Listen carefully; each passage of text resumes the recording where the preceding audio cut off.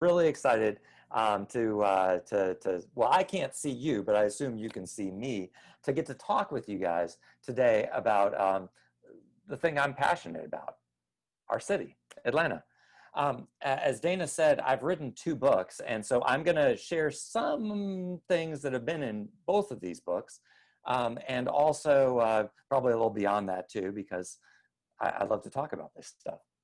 So let me get started. I put together some slides, which I think just kind of illustrate my talk. So I'm going to go ahead and share my screen, and then you guys can see the stuff that that I'm going to talk about.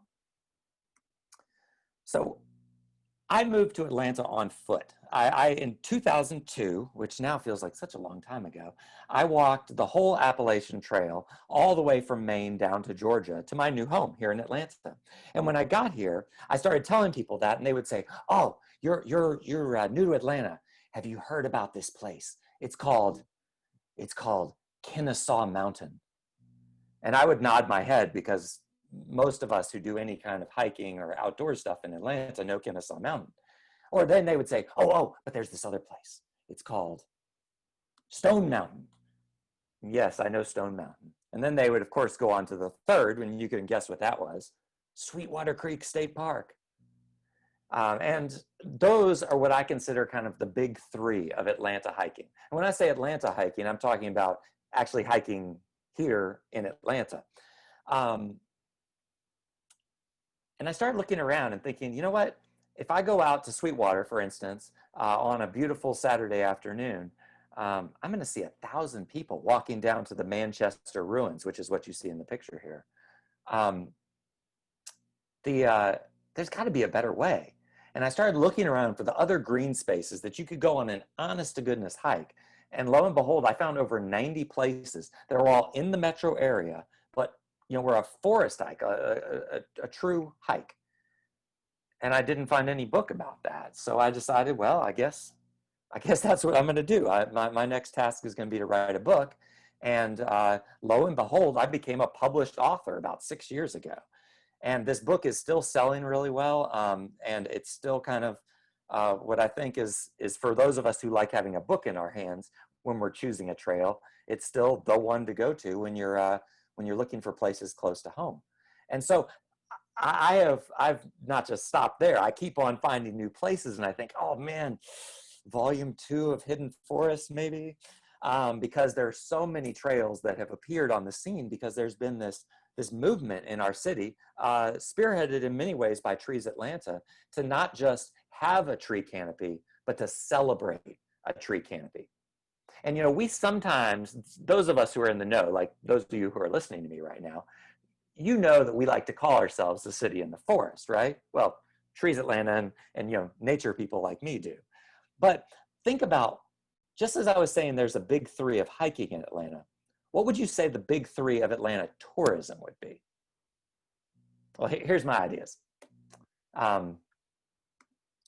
Coca-Cola, yeah. Most people think Atlanta's all about. How about Dr. King, the Civil Rights Movement? Yeah. Perhaps the Centennial Olympic Games. Those would be the 3 I would consider to be the big 3 of Atlanta when people think about what Atlanta is. But just as I was looking for the off the beaten path stuff when I wrote Hidden Forest, I decided that I wanted to find the off the beaten path things about Atlanta that weren't necessarily nature. And that's how I got to write the book that just came out, that's called Secret Atlanta, and I love the subtitle, A Guide to the Weird, Wonderful, and Obscure. Because you can imagine when I went to a place and I would say, I'm writing a book called Secret Atlanta, A Guide to the Weird, Wonderful, and Obscure. You can imagine each site, each person would say, well, am I obscure? Am I wonderful? Or am I weird? And so today I'm going to tell you some stories that come from Secret Atlanta and also come from Hiking Atlanta's Hidden Forest. But because this is Trees Atlanta, I got to start with trees. Trees. Does anybody know where this tree is? Well, if I was in person, y'all could shout out your answers. But those of you who are tree people, you look at it, you say, okay, there's some resurrection fern growing on it. That bark is kind of blocky. It looks like up on the limbs, it's kind of like plate-like and shaggy. Maybe, somebody said Herbert Taylor. This is at Big Trees Forest Preserve off Roswell Road, just north of Buckhead. And this is one of the really big old white oak trees that's growing there. And I just, it's a tree picture that makes me think, it's a wonderful tree. But first, I want to tell you about something that Trees Atlanta does that you may know about, which is called the Champion Tree Project. So I got inspired by trees like this one that you see right here, and I decided I wanted to put a champion tree on every single hike in Hiking Atlanta's Hidden Forest. A champion tree, what is that? Well, first of all, it's the largest tree of its species within the perimeter. So, so there is, let's see, so you have to do 3 measurements: how big around, how wide the crown spreads, and how tall it is. You add those measurements together and you get a score, and each tree has a champion score, and the one with the largest score wins. This one is not a champion white oak. Actually, there are bigger ones in the city, though this is a beautiful specimen. And I went to Eli Dickerson, who is a volunteer with Trees Atlanta, who kind of monitors the Champion Tree Project. And I said, Eli, I want a champion tree on every hike. And he laughed at me and said, Jonah, there's only one champion per species. You can't have one on every hike. So we came up with a term called Sentinel Trees, trees that have stood sentinel over our city for years and years and make our city what it is in many ways. And we started identifying trees like the one you see before you that may not be the champion, but it's a memorable tree. And I want to tell you one tree story before I go into some others. I was hiking at the Gold Branch unit of the Chattahoochee, and I came across this tree. And you see, it's a memorable tree. It's not the largest tree ever, but it's definitely super interesting in how it looked. And I definitely recorded it. I said, oh, this is going to be a sentinel tree, a tree that make people stop and marvel when they walk past it. And when I got to the parking area, I was carrying 3 GPSs and an iPad and a phone in my hands. And there was a trail runner who said, what are you doing? And I said, I'm writing a hiking guidebook, so I'm taking data, and I'm including champion and sentinel trees. And he said, oh, like the duck tree. No, sorry, he said, like the moose tree. And I said, the moose tree? And I pulled out this picture, and I said, is this the tree you're talking about? He said, yeah, that's the one. My daughter calls it the moose tree. And I said, well, I think it looks like a duck. And he said, it's a moose. And so from there on out, I've called this tree the moose tree, and it's one of the sentinel trees featured in my book. Unfortunately, I didn't know what kind of tree it was, so I had to go back out and identify. It turns out it's a mockernut hickory, but when I got there, this had happened. Do you see how the trunk has broken off there in the middle? I called up my publisher and said, stop the presses. The moose tree is broken. And my publisher said to me, Jonah, the moment a hiking guidebook goes on the shelves, it's already going to be out of date somewhat. I haven't been back to see the moose tree in a couple of years, but next time you're hiking at Gold Branch, check it out and tell me if it's fully fallen down now. It made me sad, but also reminded me of how nature is always changing, and how even though we gain these personal connections with the trees around us, they're not forever. Well, okay, so the moose tree and champion and sentinel trees. So when I was writing Secret Atlanta, I had to include some trees, because you can tell I'm a bit of a tree nerd. And so I, of course, went to the champion. Do you know where that is? This is the largest living thing in Atlanta. It's also the city champion tree of all trees, of all species, the city champion. Those eyes, nose, and mouth aren't for real. Those are just decoration. This tree is at a nursing home called Our Lady of Perpetual Hope Rest Home. And it's in the shadow of Turner Field, or I guess it's now called Georgia State University Field. And this tree is so large that tree experts even argue about what it is. Some say it's a cherry bark oak, and some say it's a southern red oak. I'll be interested. I suspect that there's some of you in this room that know and love your trees. Be interested when you go to see it, what you think it is. But I've gone with what Eli Dickerson, the champion tree guy, says. And so I'm calling it a cherry bark oak. And again, it's the largest tree in all of the city. And that's the kind of thing that I got excited about sharing in Secret Atlanta, because in Hiking Atlanta's Hidden Forest, you can't go on a hike in this location, but this tree is still worth folks knowing about. Alrighty, so here's what I'm gonna do. I made myself a whole bunch of slides because I got so excited to share a lot of stories with you. And then I flipped through the slides right before I got online here, and I thought, man, I put a lot in this slideshow. So I may skip by some of them quickly, but I promise you, everything I'm sharing in here, just go pick up a copy of Secret Atlanta. There's a good shameless plug for you. And you can learn more. So if I skip over something or go pretty fast, but I figure y'all are here because you want to hear a lot of stories and have new things to go see, especially during these COVID times we live in. I'm hoping what you'll come away from is some ideas for adventures that you may not know that you wanted to do. So let's start. All right, so first, all right, this is a nature group, right? So I'm not surprised anybody by Davidson Arabia Mountain Nature Preserve. This is one of the gems of Atlanta, and it is a DeKalb County park, and it is just fabulously beautiful. It's one of the three primary monadnocks in Atlanta. A monadnock is a granite mountain, and this is the oldest of the three, the other two being Panola Mountain and also, of course, Stone Mountain. And so people hike to the top of Arabia Mountain to pretty much the location of this picture all the time. But did you know that there are 6, maybe even 8 other really, really cool trail loops around Davidson Arabia Nature Preserve? And so because we're talking about trees, I'm going to tip you off to a loop that I love doing. And it'll really get you off the beaten path so you're not in a big crowd of people. And it's also a lot easier parking.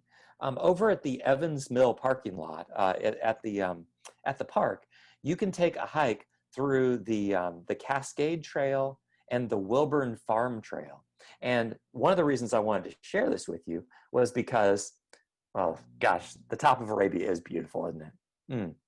Okay, maybe you should go there too, but also take that Wilburn Farm loop, because one of my friends and coworkers, Robbie Astrove, who probably many of you know because he's kind of a Johnny Appleseed of Atlanta in a way.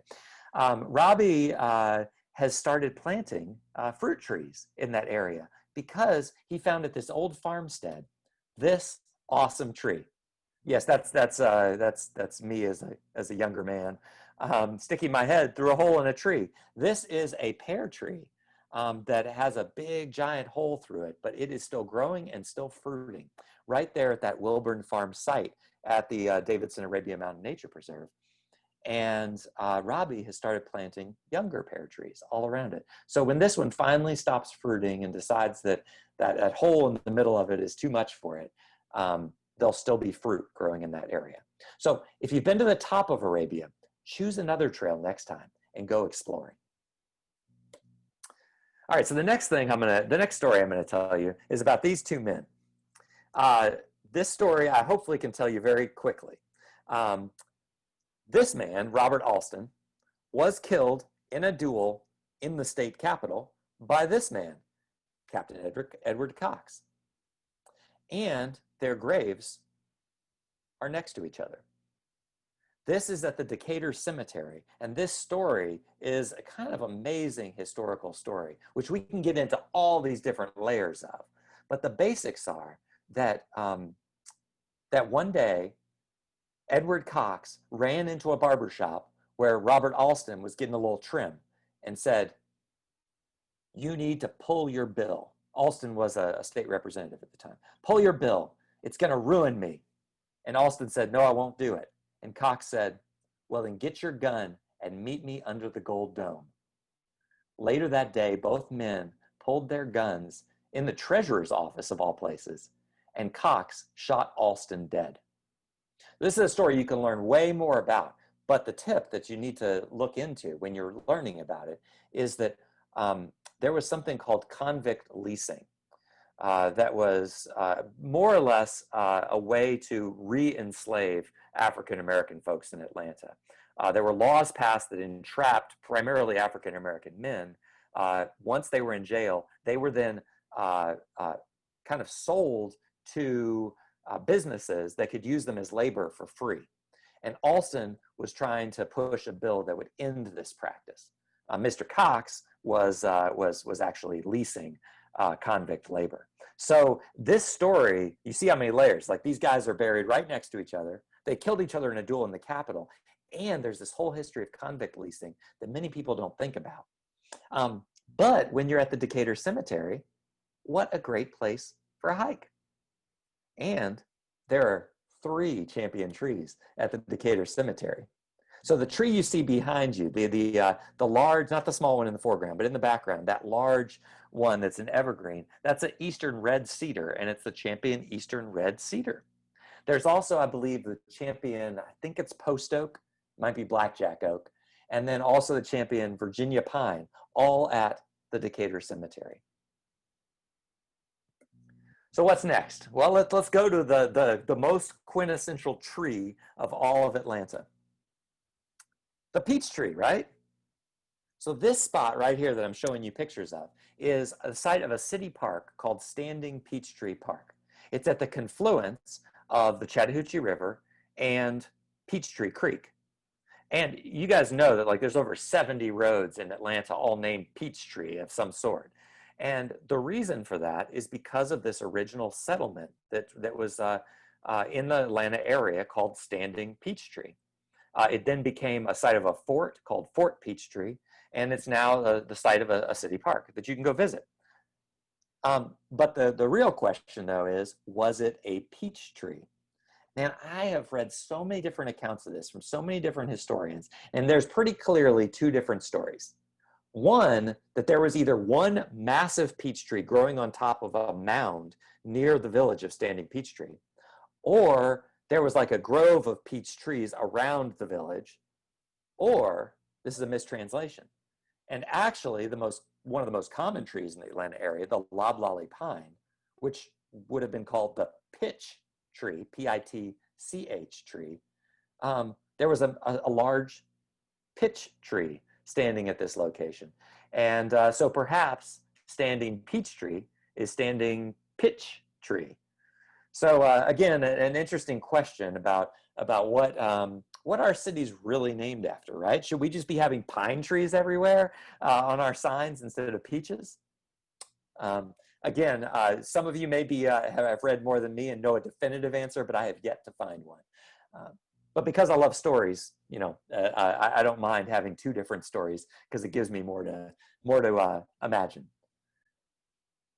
So we're talking about history. So I'm going to bring you to a place that that is one of the more, I think, sad current historical stories that we have going on. I'm sorry. I went on to the next picture. This is a replica of Fort Peachtree that is at this location. The public can't get to it right now, but I'm hoping that they're going to reopen it to the public. Okay, so now on to this next history story. It's this building right here. This is Gaines Hall. And Gaines Hall is the oldest building of African-American historical significance in town. It is on Morris Brown campus, which used to be the Atlanta University. And it's actually the location where W.E.B. Du Bois was living as he wrote his famous and seminal book, Souls of Black Folk. So this building, a really important one. But as you see, it's behind chain link, vines growing up it, boarded up windows, and if you look high enough, you see the roof is even fallen in. The really sad story about this is that Morris Brown ended up selling the building to City of Atlanta, or it might have been taken by City of Atlanta in some proceedings. And while City of Atlanta owned it, the building burned. But then, through a loophole, there was a rule that said if it's not being used for educational purposes, it has to revert to ownership by Atlanta University, which of course is Clark Atlanta. So Clark Atlanta took ownership of the building, now a burned, crumbling building. and came to City of Atlanta and said, hey, you got to fix this. City of Atlanta said, well, officially, according to the rules, it was never ours. And Atlanta University, or Clark Atlanta, said, well, it wasn't ours either.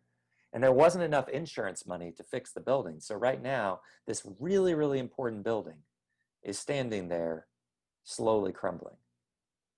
And I only tell you this because, you know, keeping our history alive is in my mind, a really important thing. As important, dare I say it, in a Trees Atlanta event, is making sure our canopy our tree canopy stays healthy. Because what are we without our history and our trees? Well, we're lots of other things too, but those are two important ones. But right next to Gaines Hall is this beautiful building. Gosh, I love this one. This makes me think what Gaines Hall must have looked a little bit like in its heyday. This is Fountain Hall. This is right across the street, also in the Morris Brown campus. And I just share it with you because when I see Gaines Hall crumbling, and then I see Fountain Hall standing there, looking as beautiful as this building, it makes me want to do something. And right here, I just found a tree that I think might be a champion. It's not in this picture, but just adjacent to it is the largest southern catalpa tree I've seen in the whole city. I'm going to go get Eli Dickerson to go out and measure that tree, and then we'll see if it shows up on that champion tree list. All right, y'all, I'm rolling here. I'm rolling. Oh, shoot, man, we got a few more minutes here. So let me share with you a few more stories. You see how I'm trying to tie them back into trees here? This next one is kind of where I transition away and telling you a couple more historical stories, and then we'll get into some more of that. You remember how I told you it was the weird, wonderful, and obscure? So I think I've been doing the wonderful, maybe a little of the obscure, but we'll get into a little of the weird too. This picture is a historic picture of the Peyton Road Barricade. In 1962, there was a doctor who decided to move into the Peyton Forest neighborhood. Well, the Peyton Forest neighborhood was an all-white segregated neighborhood, and the doctor moving in was African-American. And the white neighbors, they got really, really upset. And they called up the mayor and their council people and said, you have to stop this. We want you to close all roads to the north, that meant the African-American neighborhoods, to the north of Peyton Forest neighborhood. We want you to close all those roads so nobody will move into our neighborhood. And the mayor did it. He built a literal wall between the African-American and the white neighborhood. And this became international news. Some headlines called it the Atlanta-Berlin Wall. And after much protest, the Peyton Road Barricade and the Harlan Road Barricade, there were two of them, were taken down. And the story has been mostly forgotten. This is the place where it was now, right at Harlan and T Road. And you see it's just a pleasant tree-lined neighborhood. And there's not a historical marker anywhere to be found. And so one of the stories that we can lift up is a story of maybe some of the things our city didn't do right, in fact, did wrong, but we must remember it because as we see, things go in cycles, and we want to make sure that that kind of action doesn't reappear. All right, let's transition. This is a place just outside the perimeter. Most of what I've been showing you is inside the perimeter stuff. This is one of the last historic covered bridges in the metro area. It's on Concord Road. And you see that 7-foot height steel barricade? There have been so many trucks that have run into the bridge that they had to put that up. So trucks will now run into that barrier instead. But the reason why I decided to include the Concord Road covered bridge in Secret Atlanta was because there's a ghost story there. So here's how it goes. Imagine you're that car, but driving into that single lane covered bridge. It's pretty long too, so it's dark in there. Drive in after dusk. Park in the middle of the bridge. Turn off your lights and roll down your window. Now take the Snickers bar you've been bringing with you and put it on the roof of your car. Roll up your window and you'll hear the skittering of little feet. And when you reach back up there, the candy bar is gone. Well, that's the ghost story, at least. First of all, do not stop after dark inside this bridge. Bad idea. But the story's been around for a while, and folks call the ghosts the waterheads. And there's a lot of history around this bridge, and some people think that it might have been kids who drowned in Nickajack Creek below it, or perhaps, um, the son of John Ruff, who ran a mill nearby. But the reason I first found this covered bridge was because of this amazing park called Heritage Park, which is right adjacent to the bridge and to the Silver Comet Trail. And this is one of my favorite places to go hiking in the metro area, because you get this, it's an out and back hike. It's about almost 4 miles, and you're right along the edge of, Nickajack Creek, and there's even a small waterfall there. So if you're in the mood for a waterfall hike, but not in the mood to drive all the way up to North Georgia, this is one of the places to check out.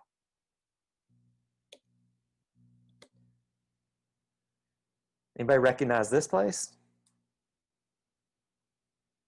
What would you think if I told you there were 11,000 dead bodies inside? It's the Westview Abbey and Mausoleum.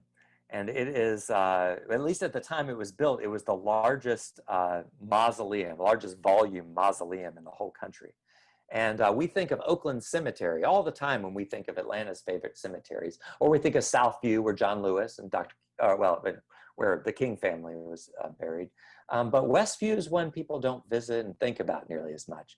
But I highly recommend taking a walk around Westview Cemetery, not just because of this amazing mausoleum church thing. You can go inside it as well, but also because of the trees. There's at least 3, it might be 5 champion trees in Westview Cemetery.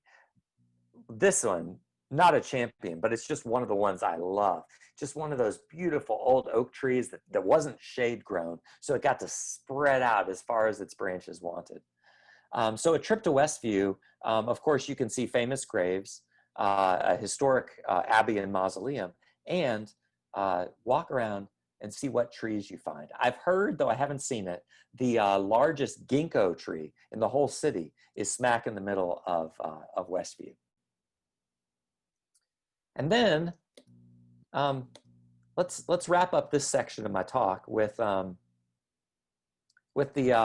urban food forest at Browns Mill. Now, I'm pretty sure Trees Atlanta is highly involved in this, and if you don't know about it, it is definitely a place to go.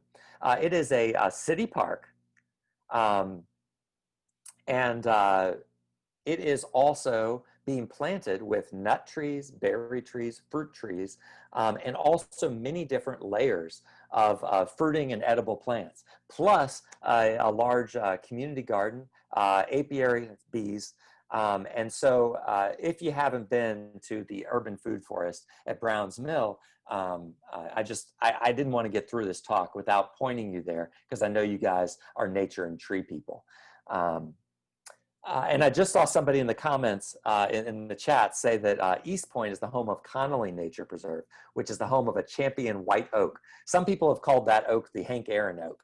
And yeah, it's a great place to go. Another tip is, in the spring, underneath the Hank Aaron oak, there are some pink lady slippers growing.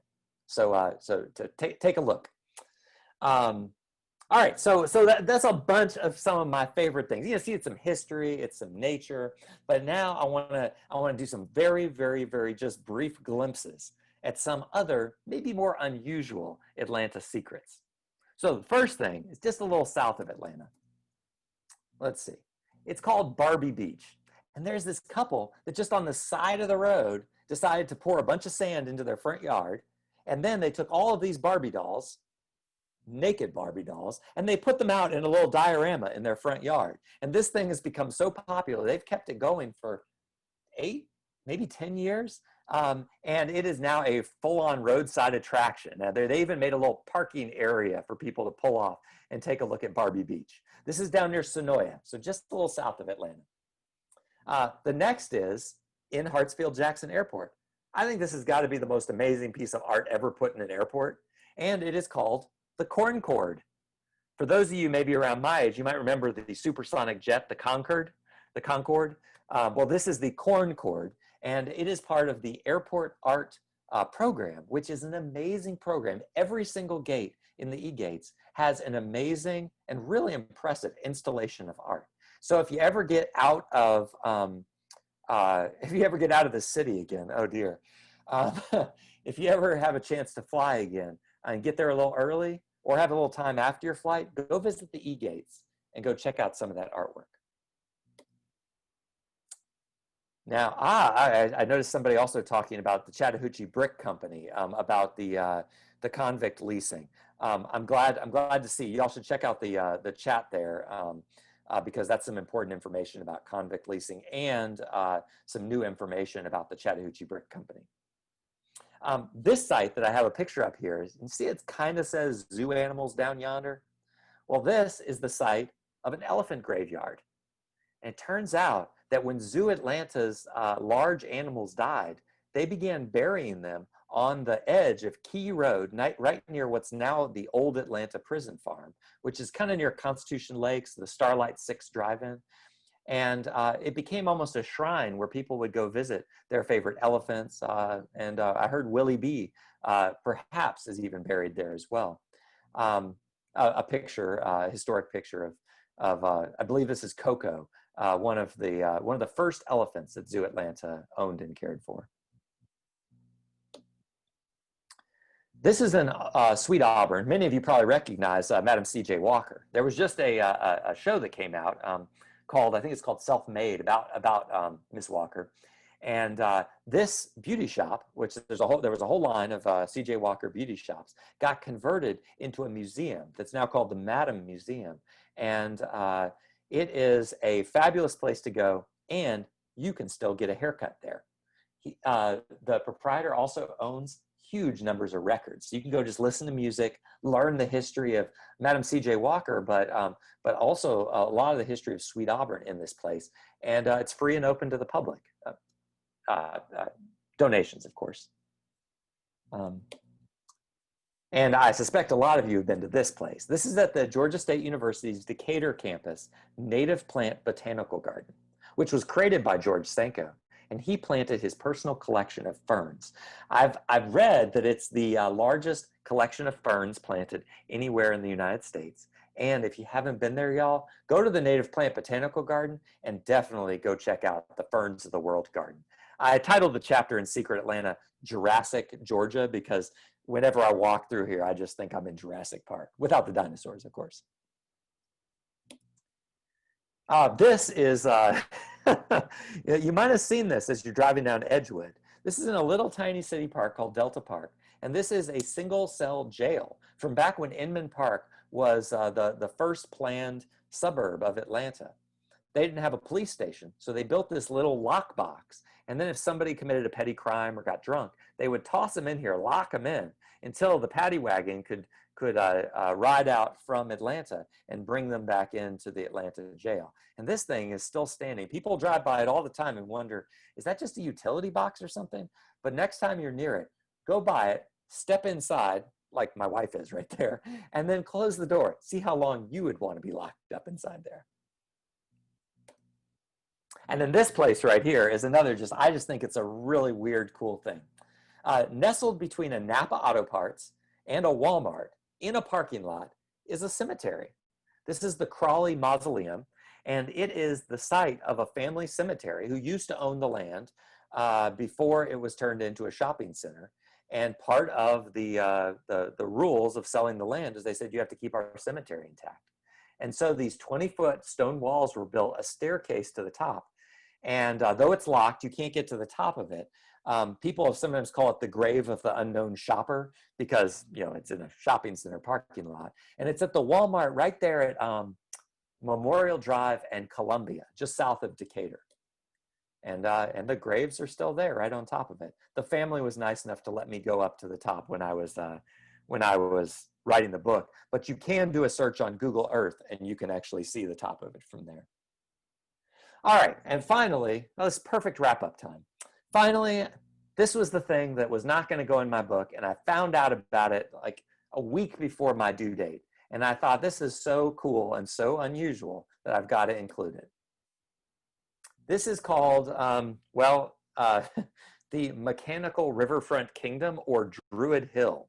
And it is a giant collection of sculptures in one man's front yard.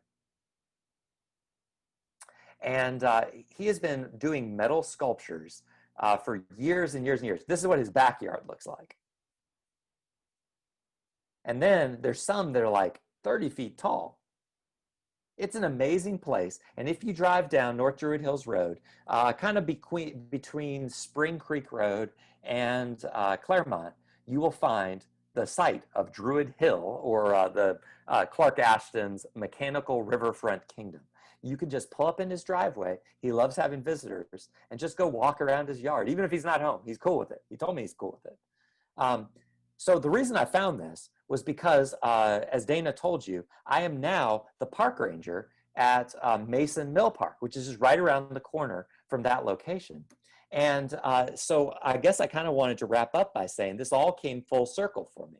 I originally walked to Atlanta on the Appalachian Trail. I wrote a hiking guidebook all about not the Appalachian Trail, but the close-in trails, the trails that are just around the corner from our houses. And now, lo and behold, you can see me there in the middle. There's a better picture of me. I get to now be the DeKalb County Park Ranger, working in an urban green space right around the corner from my house. And so I invite you, not now because during COVID we've suspended all programs, but I invite you once once I guess the pandemic, who knows, y'all. Once we're able to lead public programs again, come hiking with me sometime, because it's now a public service I get to offer as a DeKalb County employee, to come show you around Mason Mill Park. And right now, mostly what I'm doing is I'm making videos as Ranger Jonah. So if you want to keep track of me a little bit, one way you can do that is go to the DeKalb County YouTube channel called Ranger Jonah McDonald, and I've been making a lot of nature videos. So if you've slightly enjoyed hearing some of my stories, you can hear some more right here. But before I close, somebody asked a question. Carla said, how do we know we're not going to get shot if we pull into this man's property? Yes, I completely understand. That is a scary thing, and you have to do what's comfortable with you. I did not just pull into his driveway, but he told me, Jonah, you can publish in Secret Atlanta an invitation to everybody saying, I want anybody to come who wants to come. And the reason why I know that he wants people to come is because he is trying to convince the city, the county, to get on board with him naming his site Druid Hill. He wants it to be on the National Geographic Board of Names or whatever. And so so he wants as many people to come as possible. And also, he's been doing this art for 20, 30 years, and he wants to show it off. So, you know, I get the question, though. That makes sense. Always be careful. Whenever I tell people I'm a hiking guidebook author, the one question I almost always get is, hey, dude, you're a tall man. I'm a rather small woman. I don't feel comfortable hiking alone in the woods. How do I know which one of these trails I feel safe going to? And the way I kind of think about it is only you know your comfort level and what you feel safe in. And so always do be careful, bring a dog with you, walk with somebody else. I can't stop, y'all. I can't stop. I got to tell you, I just told you all these stories about my books. Go buy them.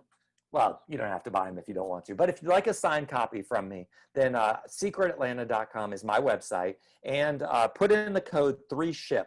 I'm just a guy selling books out of my office, right? So I'm not as cheap as Amazon. But if you want a signed copy, I'll discount it a little bit for y'all. And you can get either book on the website.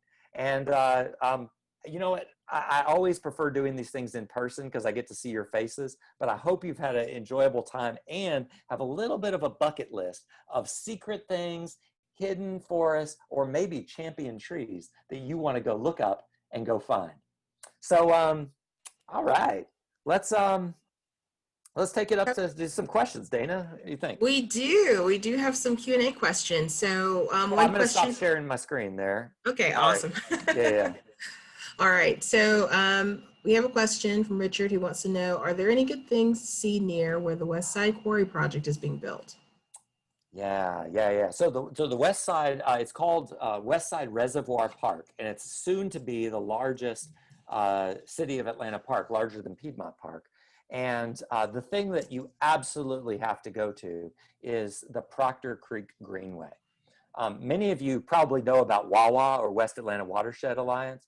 They have been doing so much to make sure that watershed, which got highly polluted. I mean, this is a creek that's one of the main creeks in Atlanta. I mean, it's like Peachtree Creek, Nancy Creek, Proctor Creek, and people used to do full immersion baptisms in Proctor Creek, but it got so polluted that you didn't want to step in that creek. But the water quality has come back, and now people are starting to be drawn back to it by this amazing greenway called the Proctor Creek Greenway, which will connect to the West Side Reservoir Park. And you know, it's not open yet, but you know, there's ways people can get into it, if you know what I mean.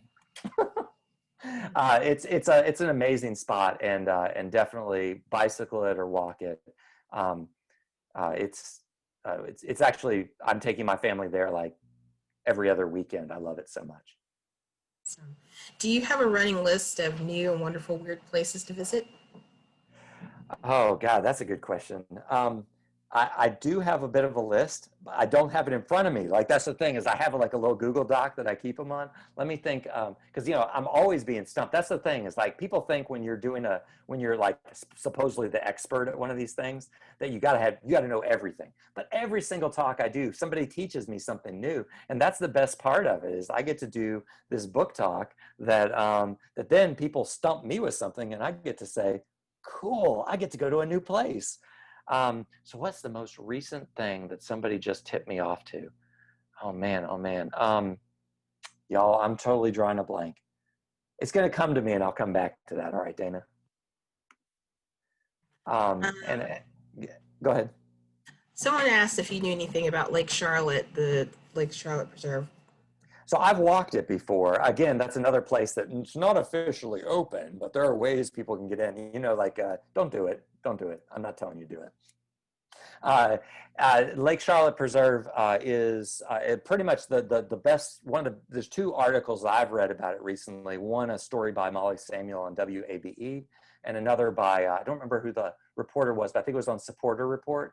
And they give a lot of great information about it, so I don't need to repeat all that, but look those articles up.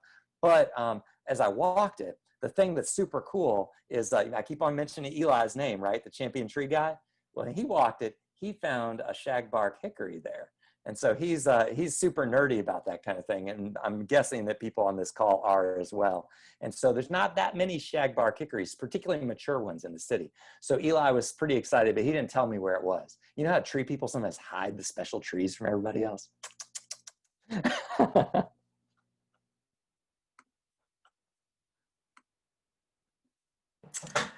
I think that's all the questions that we have. If you guys have anything else in the chat, feel free to go ahead and put it now, going once, going twice. Or you can also email Jonah directly if you have any questions that come up that you couldn't think of now. But thank you so much, Jonah. This has been a wonderful talk. It's been very informative and enjoyable. Well, thanks, Dana. It's again, when you love talking about something, one, you talk a lot, and then two, it's an easy thing to do because I like sharing these stories. So thanks for having me, and thanks for all you guys at Trees, all you Trees Atlanta groupies, because I'm one too.